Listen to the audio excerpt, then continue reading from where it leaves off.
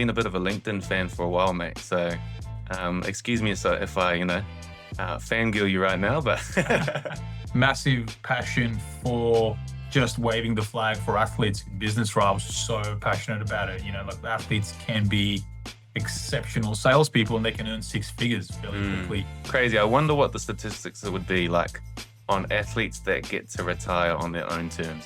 But this was during my rehab time. Yeah. I remember being on crutches and going to interviews. And, I couldn't watch rugby for 3 years. Bro, same. Yeah. Straight up. There was an explosiveness that I didn't have anymore. And it was like, oh man, I always played to be the very best I could be. And that's kind of no longer possible. Man, it was a struggle. It took me a good 3 years to find peace in that. And if I'm honest with you, man, I probably didn't actually fully find peace in that until I started my own business. Beautiful, mate. Alex Opacic, welcome to the show, man. I appreciate you jumping on. Thanks, Glenn. Appreciate it, man. Excited to be here. Legend, bro. So I've been, like I was saying just off air, I've been a bit of a LinkedIn fan for a while, mate. So excuse me if I, fangirl you right now, but No, appreciate it. It's hard not to, man. I put out content like twice a day. I'm trying to get people places. 100%. Is that a recruitment thing? You got to be kind of on LinkedIn. You got to be present. You got to be posting often. Yeah, it is. Look, I mean, people that are job searching are on, especially the types of roles I work on, they're on LinkedIn. Yeah. So it's, posting on LinkedIn is free. So obviously, although I do pay for the highest version of LinkedIn Recruiter, which isn't cheap. Yeah. I can probably get a few ads on TV for the amount of money I'm spending on LinkedIn. You just got to be out there because candidates and obviously clients who are hiring are there, but I'll get a lot of candidates from LinkedIn. Crucial tool, eh? Crucial tool. So, man, I was looking into your career a little bit and NCAA superstar back in the day. I wouldn't call superstar, but we'll go with that. And then, man, you played like all over Europe pretty much. Do you have a favorite part of Europe? Like when you look back, like when you want to take the family on holiday, is there a particular place you're like, oh man, that one stole my heart? Well, I was actually born in Croatia, so I grew up. I grew up there. I was there up until the age of 10. Yeah. But I'd say, mate, I got to go with Croatia. I played over there as well. Yeah. Afterwards, mate, I don't know if you've been, but yeah, beautiful place, beautiful beaches, coffee culture. It's the take a nap at lunchtime culture. Yeah. Probably why the economy is so bad. But people are happy. But yeah, definitely Croatia. And you've got the good old sail Croatia as well, right? So. Yeah, exactly. Yeah, I'd love to actually take my kids there. I've got 3 kiddies now, but I'd love to take my kids there one day. Wow. I haven't been back since 2011, which is when I played there last. Yeah. But I hear it's a whole different world. I mean, similar, but there's a lot of differences. It's actually become a massive holiday destination, touristy place for a lot of people. When I was there, it was kind of a bit of an undiscovered gem. Yeah, interesting. Now it's a highly popular, like it's really busy and it's expensive as well, apparently, because there's just a lot of foreigners that go over there. So I imagine it'd be a bit different these days. Awesome, man. Awesome. I haven't actually been to Croatia, mate. I've been close. I played rugby in Italy. Okay, it's close. We're neighbours. It's very close, yeah. I've been to Greece. I've been next door to Slovenia, but I haven't gone into Croatia, mate. So I'll have to tick it off the bucket list one day, I promise. Yeah, I played basketball in Greece as well. Greece was awesome. Greece is pretty cool. Yeah. Did you play rugby in Greece or? Nah, man. They do. I think they do play. I was going to say, I don't know. They played rugby. Yeah. Bro, one time, I played rugby in Italy, but one time I went and played sevens in Amsterdam and I met these guys from Cyprus and they were the Cyprus national sevens rugby team. They were awesome, man. They were such good players. Yeah, right. You probably smoked them though.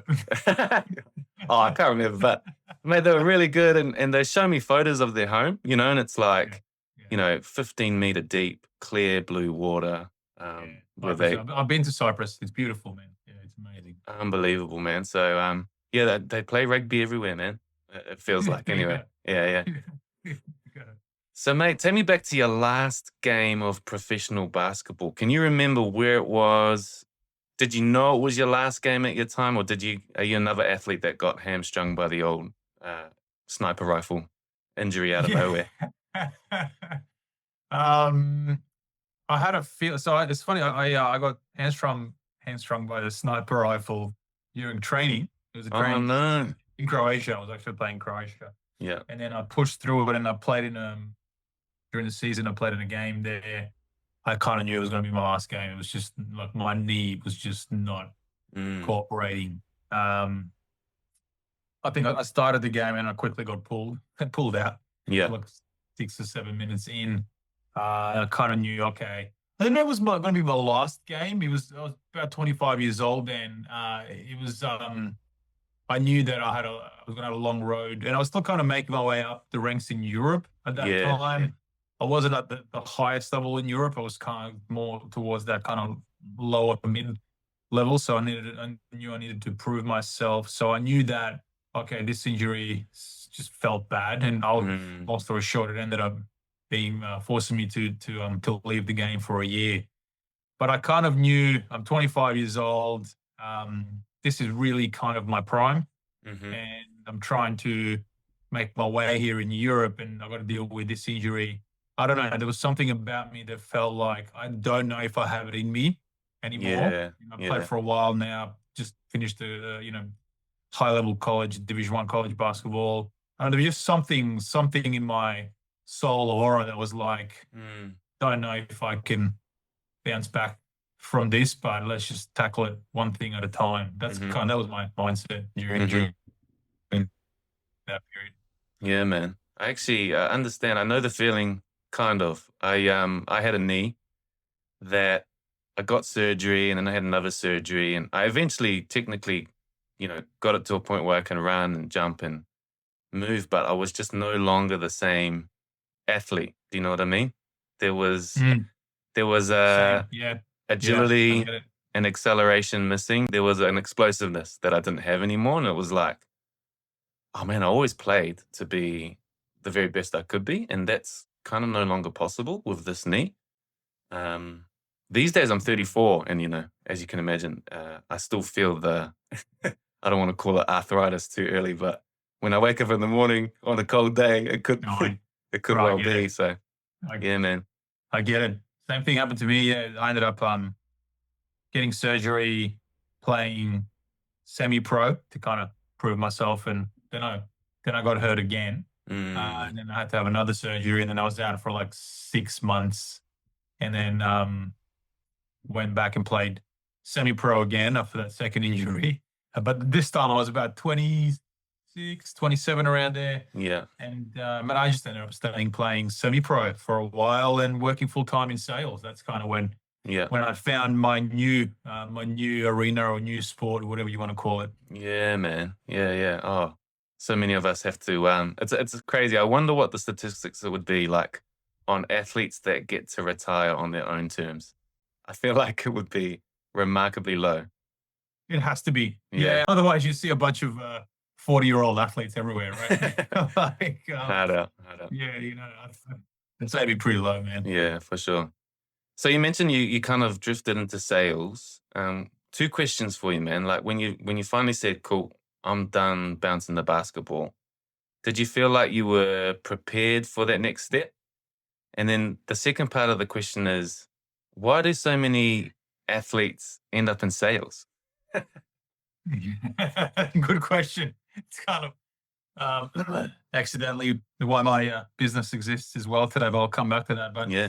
um, no, I had no idea what to do, man. When I first, it was on that. I got injured in Croatia. I got cut. Essentially, the next day, it's pretty cutthroat in Europe. I'm sure in rugby is Mm, the same. mm. And then, it's a 24-hour flight back to Sydney. Oof. And man, I was so lost and confused. I actually jumped. Can't remember. I don't know if they had Wi-Fi back then. I don't know how, but I was kind of looking for jobs, thinking about what do I do, and Wow. most jobs and job ads kind of led towards sales. I had no idea what sales is and what it's all about, but I wanted to work in. I have a communication degree from college, so I wanted to work Yep. in PR or marketing. Could not land a job. Just not a. You don't have any marketing experience. You don't have any PR experience. I'm like, well, fuck, give Mm, me some experience and then see how I go. But couldn't land a job. And then I worked. This was during my rehab time. Yeah. I remember being on crutches, going to interviews. Yeah. Well, You said, like my mind was like, let me rehab and get my knee better, but yet I was looking for a full-time job. yeah. And just for any athletes listening, if you're a semi-pro or elite athlete that maybe was a pro, I've got a strong chance in going in pro, and you're like, let me get a full-time job whilst I, you know, figure this out and go pro. Don't do that. Mm, Don't work full-time whilst trying to go back pro. You're just mm, burning the candle at both ends, and yeah. you're not giving either of them 100% effort. Yeah. Um, so no, that was my mistake number one. And I was working in sales jobs. I was either fired or I quit because I didn't like it, didn't enjoy it. So it was just a confusing time for me, man. Mm, It wasn't until I had the second injury, which was like maybe this basketball thing isn't for me anymore. But yeah. I ended up playing semi-pro after I recovered from that second injury, landed a job in sales that I enjoyed because the culture was good, the people were good. Hmm. And then something just shifted in my mind where I was like, I started performing a little bit better in sales, and I was like, no, this is it, this is me. Mm, Uh, and then I just went off, man. My career took off. I actually had a offer to play professionally in Spain again because I had a really good season, my first semi-pro season back. We ended yeah. up winning the NBL One Championship, Yeah. uh, which is like the Shoot Shield equivalent in Australia, Yeah. or Yeah. if or like NBA G League type of Yep. thing. And I had a good season. I had an offer to play in Spain in like the second division, but I was like, you know what? No, I'm 27 now. I'm making some good coin from working in sales. This is my new thing. Hmm. I don't want to go overseas again. Risk of injury. I've got a Yeah. good career now, and I'm also playing semi-pro. Like I'm enjoying playing semi-pro. So I kind of stuck and done that for another 6 years until I started having kids, and there was there's no time for basketball Yeah. Yeah. anymore.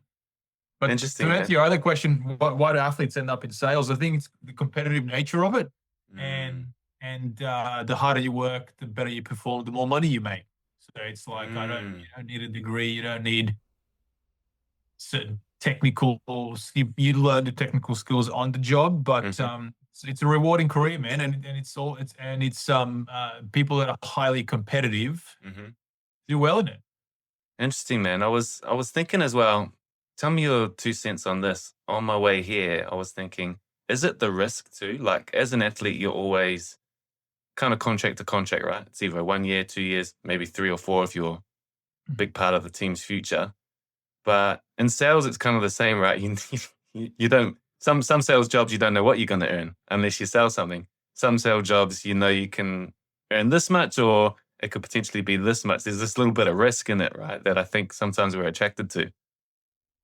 Man, 100%. It's obviously today. I'm a sales recruiter. I recruit athletes to business, which I'm sure we'll get into. But when I'm recruiting candidates, they're like, "Oh, Alex, is this a permanent position, or I'm looking for a permanent position?" And I mean, and I say it in the nicest way, but in my mind, there is no permanent position in sales. Yeah, Literally, it's all of them are kind of like a 12-month contract.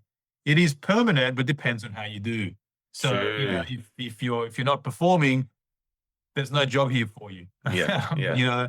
Um, That is so such yeah, a to good answer your point, question, man. yeah, yeah. To answer your question, man, it's similar to that. It's really it's yeah, but you could be doing really well for 2 years, and then that third year, for whatever reason, your performance sucks. You'll most Mm, likely be out the door. That's just the yeah, ruthless nature of sales. yeah. Hard out, man. Bro, so you mentioned this transition. You go from basically pro injuries, semi-pro. You find a little bit of a foothold in sales. When does the family come into it? When did you meet your beautiful wife, and when did the kids come along and change your world, basically? Yeah, yeah, that changed my world. It was I was about 30, Yeah, 31. I was playing semi-pro and just making my way into sales. Obviously, yeah, met my wife. It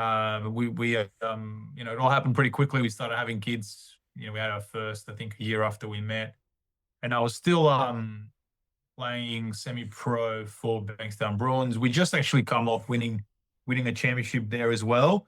Um, and yeah, that's when I also was working full time. So I was working full time in sales, and I was running athlete to business as a side hustle. Whoa.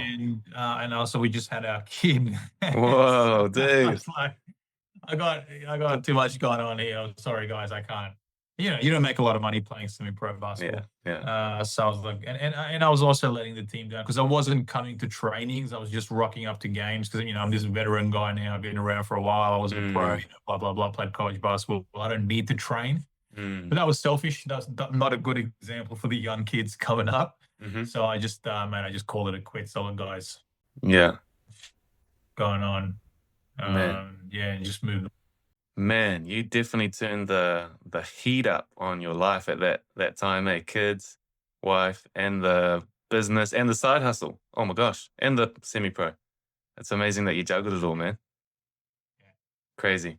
So, Yeah, I don't know if I juggled it well, but yeah, it was all it was a big juggle. yeah, yeah. So correct me if I'm wrong. You started athlete to business. You definitely had a kid or maybe two kids at the time. Is that right? Yep. And To and you'd never worked in Yeah, so recruitment before. was Is that right? no, Oh, you never. had done some oh, Yeah, yes. correct. So tell me, man, No, where did this never worked idea in recruitment. sprout? Yeah. Where did this idea sprout from and Yeah, good. how did it come about? Yeah, good question. I mean, I worked in sales for 6 years before I started it as a side hustle. And when I was working in sales, I was selling advertising to businesses. That was my Mm, job. And I'm selling to small businesses, large businesses, business owners, and just dealing with entrepreneurs and business owners. I was like, you know what, I want to do that. I want to. And as you know, like sales is really I call it an entrepreneur, where mm, you're running your own business essentially within a business. mhm, So you have to have an entrepreneurial mindset, strong commercial awareness to be successful in sales. And I just got this itch, man. I'm like, you know what? I want to run my own business. And as I see, like you also, at this stage and having kids, etc., money was a massive motivator for me. And I realized, mm. what, if I want to earn an uncapped income, I need to have my business. There's Yeah. no, Basically, yeah. yeah, that's it. So I didn't know what it was. I can show you my notes later, but I literally had like hundreds of ideas of businesses I wanted to Whoa. start. I just had Yeah, this. I was listening to podcasts. yeah. I was, reading books, but I was always crafting my sales skills because I knew to be a successful entrepreneur, you had to be an expert on selling and Mhm, pitching and marketing. So I was kind of in that world already. And then um, all my friends were retiring from barring, finishing up. Hey, Alex, what's next? What's next? And I was like, hey, you should consider sales. Sales is similar to sport. It's a competitive environment. The harder you work, the better you perform, the more you get paid. mhm, And then I started connecting them with businesses. And then I actually saw a few businesses in the US that just popped up on LinkedIn that were recruitment agencies placing athletes into sales jobs. And I was mm. like, you know what? That's a fantastic idea. I'm already kind of doing that, connecting people. So I noticed no one was doing it in Australia. So you know what? Let me do it here as a side hustle. And at that time, I was also my full-time job. I was selling technology and services to recruitment agencies. Okay, So cool, cool. I had a bit of an idea of how recruitment works, Yeah, but ultimately, man, recruitment's a sales job as well. It's sales, right? yeah. And that's kind of how it all started, man. Started as a side hustle, started growing, and then in 2020, literally a week before COVID, I launched into it full time, just when we were about to have our second child. Whoa, bro. So just before COVID, so that would have been correct me if I'm wrong, a terrible time to start a recruitment business, right? Yes, terrible stuff. Terrible time to start anything. That's crazy, man. So, bro, I reckon that's an awesome story and super brave as well. Like Thank you. with the kids coming along, and then with not actually, although you knew your sales stuff and you had a good understanding of recruitment, you still took that leap of faith and jumped into the industry without that industry experience. Practically, for those listening, like if someone's sitting on an idea out there and is going, "Oh, I want to take that leap of faith," like practically, how did you do it? Like, how did you get yourself over the hump? Did you put X amount of months money away? So did you give yourself a runway a finish line or as kind of like a sunset clause, like I need to make it work by this date?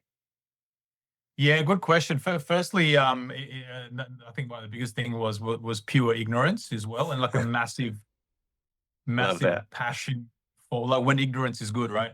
Massive passion for just waving the flag for athletes in business. Where I was so passionate about it. Like athletes can be exceptional salespeople and they can earn six figures fairly Mm, quickly mm, without a degree and all that stuff. But ignorance in a sense of, like, honestly, man, like, 6 years later now, if I knew what recruitment was going to be like and all that, I don't know if I would have launched into my own business in recruitment, to be completely honest. wow. It was like, ignorance is bliss.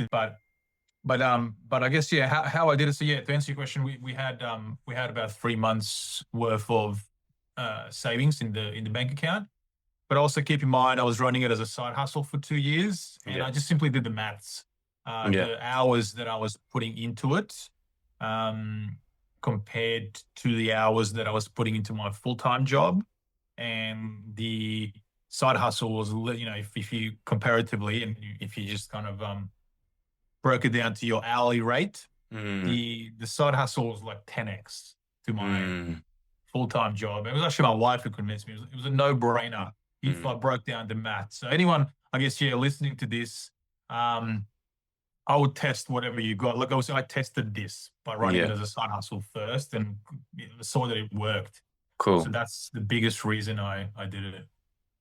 Man, tell me about your very first cold calls or your very first clients as a recruiter. Like, did you pick up LinkedIn and message a few people? And did you pick up the phone or knock on some doors? Like, how did you practically like roll your sleeves Yeah, up and like, all right, I'm going to do this? bro, with full excitement and energy and passion. Like, it was Yeah. easy, honestly. And even during COVID, like, I practically just did the exact same thing I've been doing for the last 6 years, which was cold calling, networking on LinkedIn, Yeah. and doing it for your own business. Like, as you can imagine, man, the amount of passion and energy that you're selling with. Like, I was selling radio advertising for a long time, and if I'm honest, you know, Mm, it's okay. Like, I don't listen. I never listened to the radio, but I was not that I was selling something that I didn't think worked. hmm. I just wasn't passionate about selling radio advertising. Just wasn't. But look, Sure I enough. enjoyed the team. I enjoyed the people I was with, but I got really good at selling radio advertising. And Yeah. then imagine when you start your own business and you're selling something that you actually truly believe in. Yeah. Yeah, it's like next level excitement when I started it. Bro, that's so cool. You remind me of this little joke we have at work. So we sell painting basically. We paint big buildings, and we have this joke. We're like, "Oh, I'm just passionate about painting." You know what gets me up in the morning? Fresh coat of paint, fresh coat of lumber on the walls. Yeah, and we're kind of taking the piss, right? But Nice. I suppose, well, we are passionate about working with good people and doing good projects and things like that. That's cool, but that's I can just imagine, yeah, the fuel in the fuel tank when it's your own business, your own brand, putting your own yeah spin on it. So man, that's awesome. Yeah, And next then level. question for you. So give us a little bit of your pitch because I've spoken to people in the business world about what athletes bring, right? Oh man, there's a certain grit, there's a certain life experience, there's a certain performing under pressure that athletes bring in to the workspace. But I've spoken to people who might have a view of, well, actually, I think that being an athlete is kind of a privileged lifestyle where you're just looking after yourself, which is true, right? You're looking after your body, your routine, making sure you're always at your best. And um, basically, how do you bridge that gap for, let's say you're sitting in front of a CEO and you're selling the fact that athletes do pivot really well into sales roles? Give us a little bit of your pitch. Man, it's funny you say that. Because obviously I represent companies when I'm pitching jobs to athletes in the market, Mm, and so I'm pitching a job to get you interested, and then if you're interested, I'll interview you to see mhm. if you're a fit for this job that I'm representing. And 8 out of 10 athletes I speak to, I actually reject. Uh, Gotcha. there's a lot of I can go into reasons of why. very, very, as you say, look, it is a privileged life. Being an athlete is a privilege. Like, Mm, we worked hard to earn that privilege, mm, really hard. But once you're in it, it becomes a privilege. Just like it is being a business owner, for example. mm. Once you're in it, like, could I go work for someone else now? I don't know. Yeah, yeah, This is, man, like, after this, I'm gonna go watch my daughter's swimming class. yeah, Can you do that as a working with someone? Not really. You yeah. know, it's like you have so much flexibility and you're your own boss. That's a privilege. So Hmm. yeah, rewind it back. That you're right, man. Like, being an athlete is a certain privilege. It's hard to adjust working 9 to 5. There's various different reasons. I can have a 2 hour episode on that, but my pitch is, look, once athletes actually pick their lane, and you Hmm. can tell with all their heart and mind and focus on picking, yep, I want to be the best I can in sales, and I'm picking that lane. Hmm. My pitch is, athletes have an elite amount of competitive nature that your regular person doesn't. Like, from age of 10, we're playing in our sport and we want to be the best, Mm. right? And then those that make it elite or pro are literally in the 1% in the Yeah, world in that sport. To reach that, you got to have an insane amount of competitive nature, drive, discipline, yeah. resilience, and then imagine transferring all that into the workforce. Like, you just attack it. You just become better than most fairly quickly, if, big if, you apply yourself. And these days, Mm, when I interview athletes, I can tell who's going to apply themselves and who's not. mm. What are the red flags, bro? What do you look for? So you think there is some truth to that privilege, and then Yeah. if you're interviewing an athlete, what are you like? Oh no, that's a red flag. Um, Confusion and uncertainty. Like, Mm, there's always confusion and uncertainty. Like, am I going to be doing this forever? I don't know. Probably not. Like, I don't know. yeah, But I'm in it. I'm doing it. I'm going 100 at it. yeah, And I'm clear of mind. And this is what I'm doing right now. Whereas a lot of athletes I speak to, and I'll tell them, hey, I know you're not clear on what you want to do now, but you've got to find it within you to put your best foot forward for this particular role. mm, And they're still unclear, like they still don't even know how to do that. So when you just when you're not sure, you're not clear on what you want to do, and you're mm, going for a job interview, that's bad, man. Like, people don't want to hire vagueness and uncertainty. They want to hire certainty. They want to hire confidence. Like, think about it. Like, they're paying you yeah, money for their business, yeah, and you're like, yeah, I might want to do this job.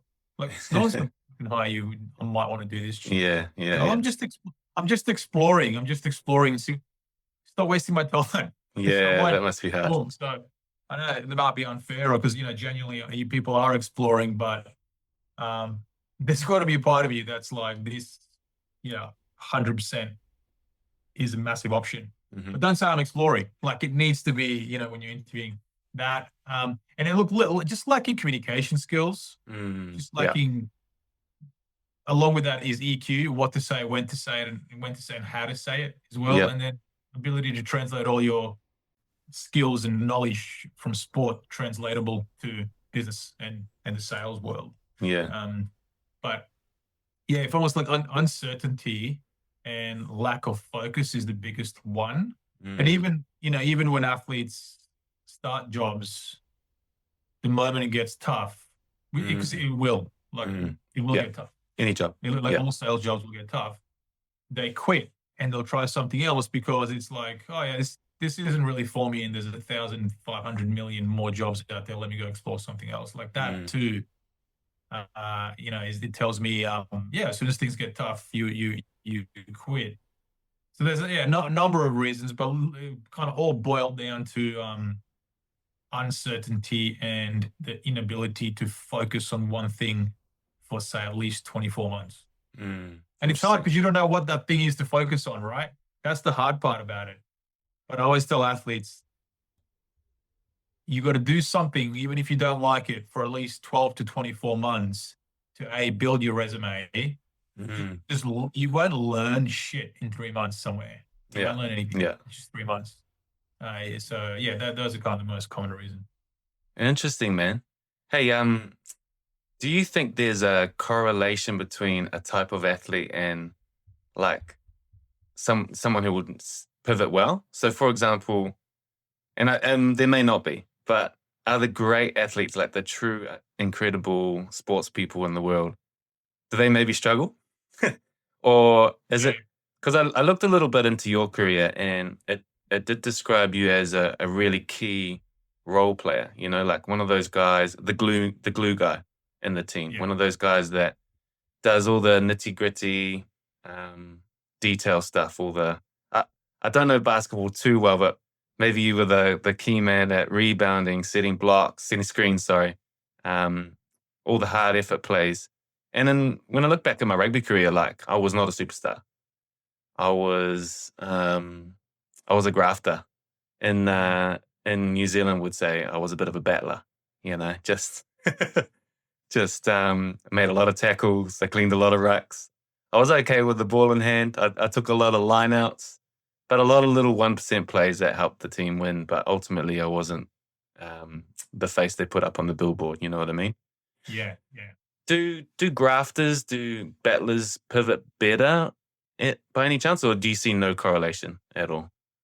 No, look, yeah, there is, broadly speaking, some truth to that for sure. Like, I wasn't a superstar, and I think, well, the correlation I see is athletes that don't make it big time tend to pivot better because they've still got something to prove. So Mm, I never was a massive pro. Like, I was an okay D1 basketball player. Um, in my mind, I haven't made it yet. And mm. then, not, I wasn't even close. That's an In interesting my point. mind, it was a Yeah.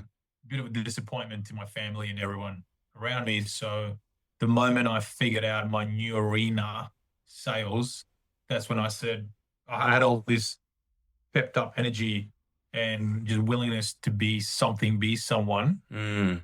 and pushed hard to make that arena my thing and be, make it within something.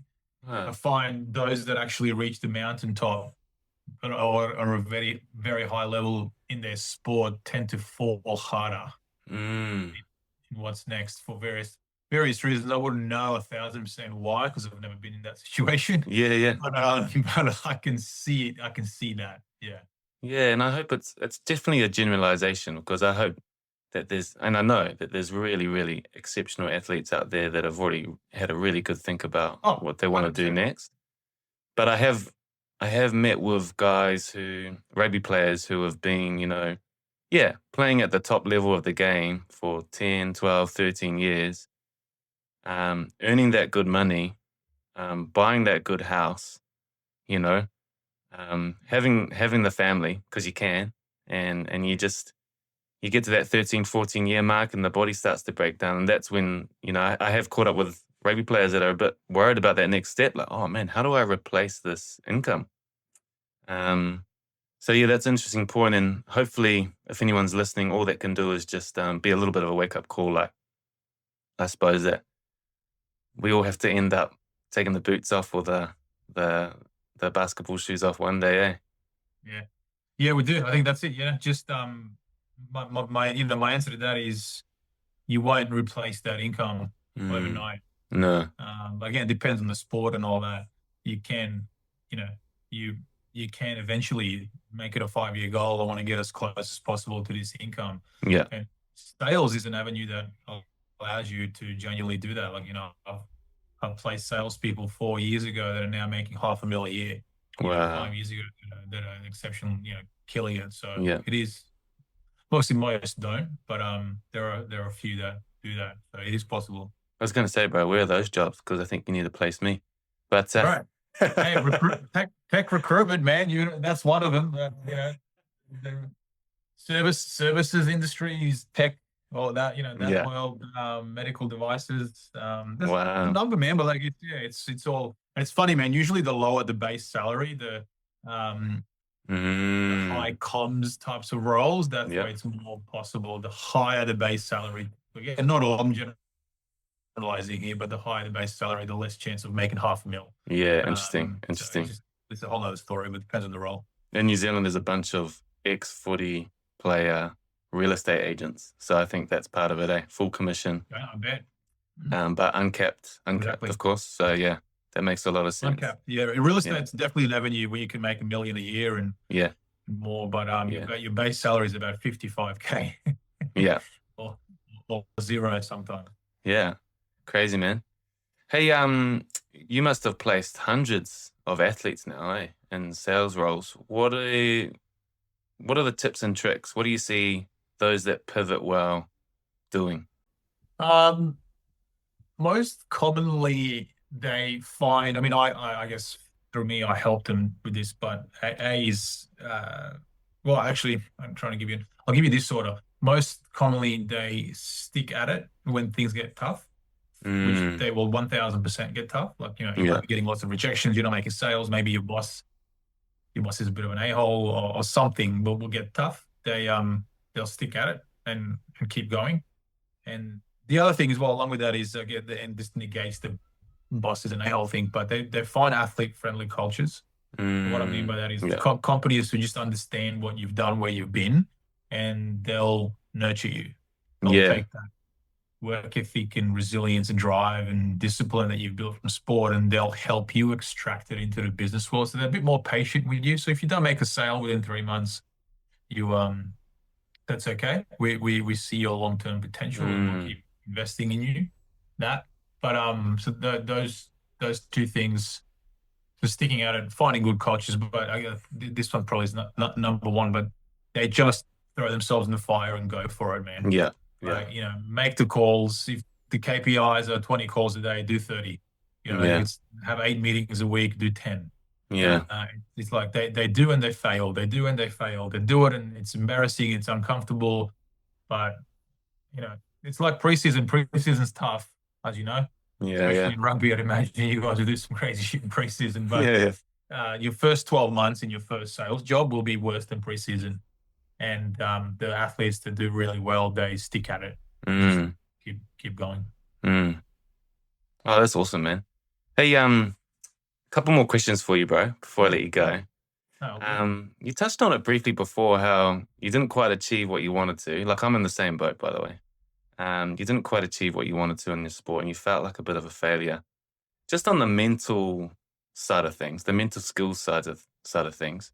If someone's feeling like that right now, like if they're listening to this and going, "Oh man, I feel like just bittersweet," um, what would be your tips and tricks or your advice to them? And how did you get over that or find peace with that in yourself? Man, it was struggle. It took me a good 3 years to find peace in that. And if Mm, I'm honest with you, man, I probably didn't actually fully find peace in that until I started my own business.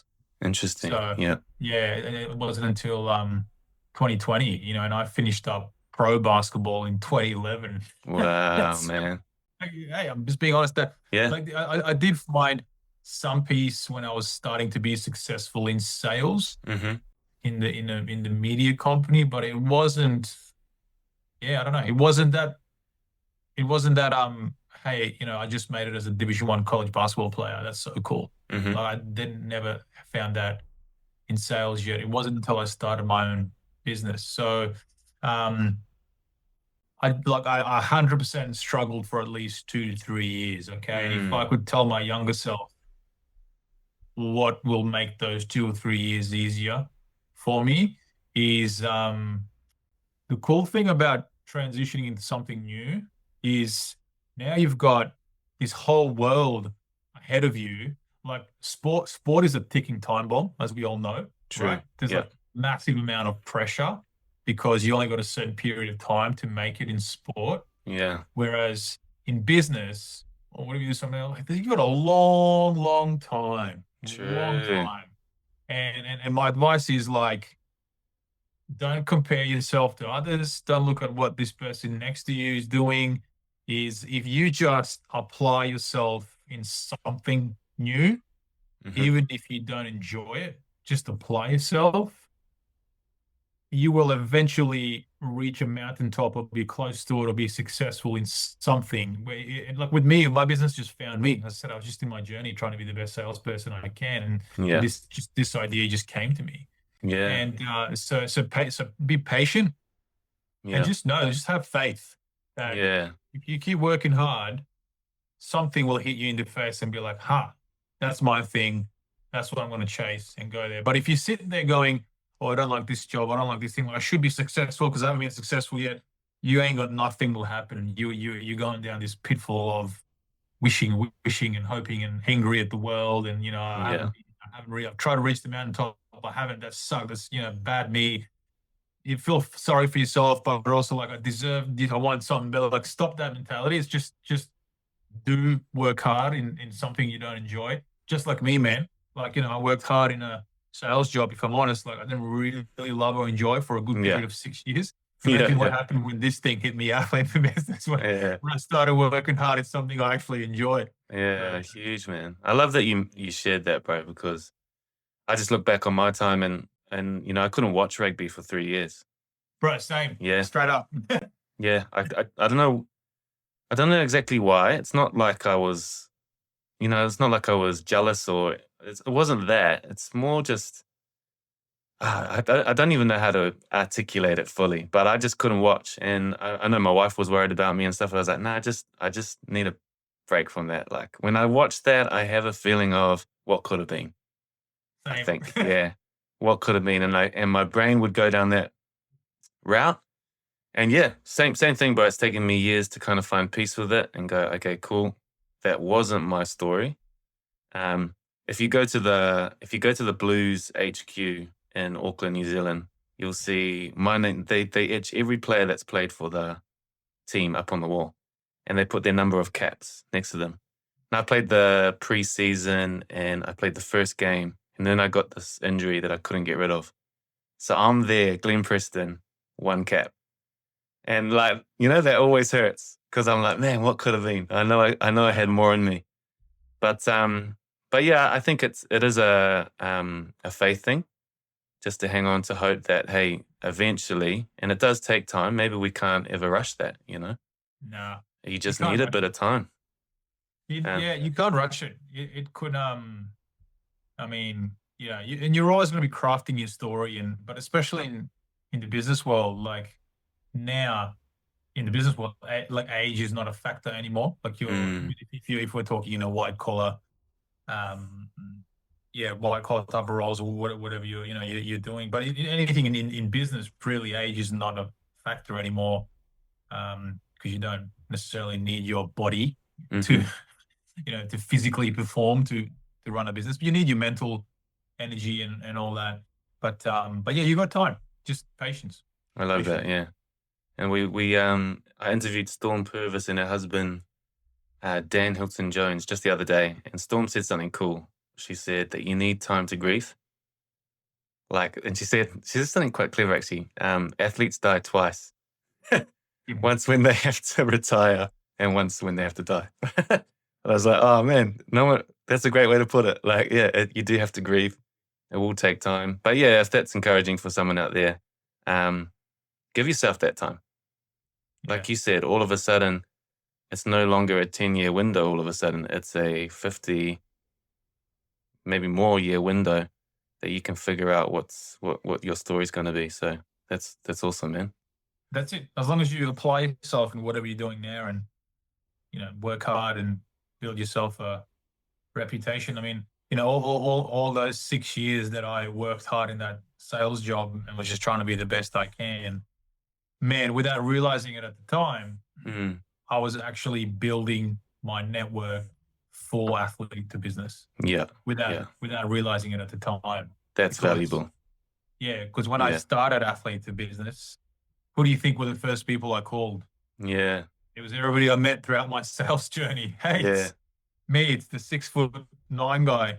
I was selling you radio advertising, but now I want to sell you athletes and sales. How about yeah, it? And they're all like, hey, so I was always respectful and nice to everyone I met.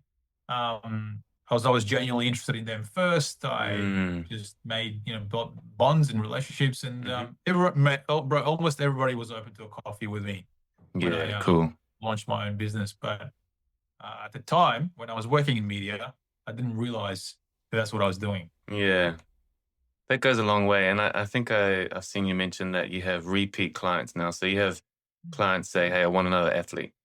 Yeah, of course. Yeah, they have success. I mean, I've also got plenty of failure stories too, but that, Yeah. that doesn't get. Actually, I'm putting together an article on failure stories and all that as well. But yeah, plenty of stories where they've had success hiring an athlete, and then they come back to me to hire more. Well, so what's next, man? What's next for Athlete to Business? Man, one cool thing about running your own business is, once the main thing starts ticking over, the challenge is you got to make sure you keep the main thing the main thing. Mm-hmm. But the other challenge is you become really entrepreneurial and you start tinkering with ideas. Yeah, yeah. And you got to be careful about creating a side hustle whilst you have a main hustle. That's awesome. Yeah. But I can't help myself. So I'm always tinkering.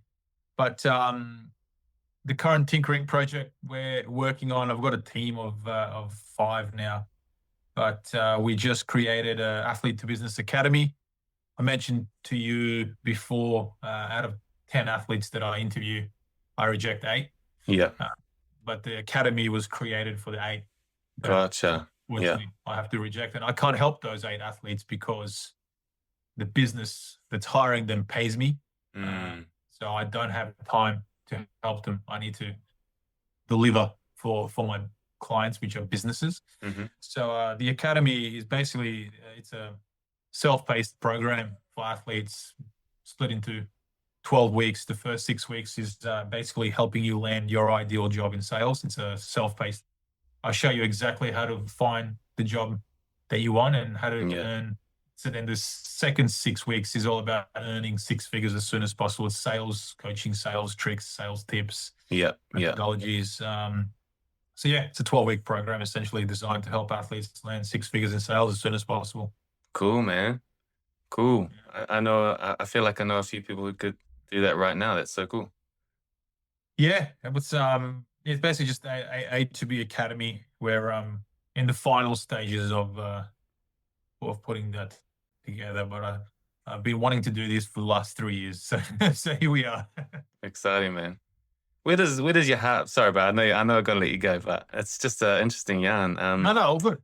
Where does your heart come from, man? Like, maybe it's a little bit tied to your journey, but like that there is obviously it's a business in its own right, but where does your heart come from to help others like that? Man, it's a really good question. I've been asked that question. I think I had a really tough time in that transition phase initially. Hey, I made it. What do I do now? And I remember, I just had a lot of recruiters who just like, no, not right now. And then, okay, what do I do next? Sorry, I can't help you. Yeah. And so I think because I went through the pain of it, I don't want others to experience that same thing. But I think, as athletes as well, this is the other painful thing about it is it's kind of our fault too. Because I told you I had a tough time, but I wasn't clear on what I wanted to do. I had one foot in trying to get back into a pro basketball career and the other foot in sales. Yeah. And then if I had a third or fourth or fifth foot, it was probably somewhere else too. Yeah. I was all over the shop, so I don't think I really, as much as there wasn't any external help that I had at the time, I didn't help myself either. I kind of put this program together. I don't want to be that recruiter that interviews an athlete and he's like, hey, have a nice life. Yeah, have a nice life. Yeah, have a nice life. Good luck. Yeah, it's crazy. It's funny because we live in a commercial world, so I'm like, but I want to help everyone. But then if I try to help everyone, I won't have a business. Yeah. My kids got to eat, and I got a mortgage. Yeah, I got a family to support. So in terms of those that I reject for a particular job and that I can't place, I've created a program. Like it's self-paced, it's online. I'm still in the community. There's a community that we created as well. It's very cheap, man. Like it's $200-300 for the program. Yeah. So I try to make it as cheap as possible, but at the same time make it worth my time. Again, nothing's for free in this world, right? Yeah. I wish you would. So yeah, that's kind of why I do it. If you look at it like that, $200 or $300 an investment. It's an investment, right? And if you're finishing up playing and you've You've got your savings there. I think that's a good place to invest. It's in yourself, for sure. I mean, $200-300 to potentially earn 100K within 12 months. Yeah, yeah, 100%, man, Do the maths. 100%. So where can people find out about that, bro? They go to Uh, athletetobusiness.com. yeah, go athletetobusiness.com. We actually just changed our website to .com because we do some work in the US and internationally and all that as well. But you'll see it, and you'll see it under I should probably, because it's brand new. We're going to create a different link, but you'll see it on the top. You'll see A2B Academy. Yeah, So you'll see the link there. yeah, But even if anyone just wants a conversation about transition and what to do next, you just without the academy, I was open to conversation because I might be able to place someone in a role straight away. yeah, Maybe you're the 2 out of the 10 that I pass yeah, for yeah, a role. 100, I was, 100. and if you're not, I'm happy to help as much as I can. And then if I think the academy is right for you, I'll pass you on to the academy. Bro, awesome, man, awesome. Mate, it's been awesome to hear a little bit about your journey, and I think it's really inspiring what you're doing, helping others, man. So I appreciate you jumping on and sharing a few words. No, thank you, Glenn. Appreciate you having on, man. And I love what you're doing as well. The more of this that can be spread around the world, the better, the more athletes you'll help. So appreciate what you're doing as well. Vision, bro. How good?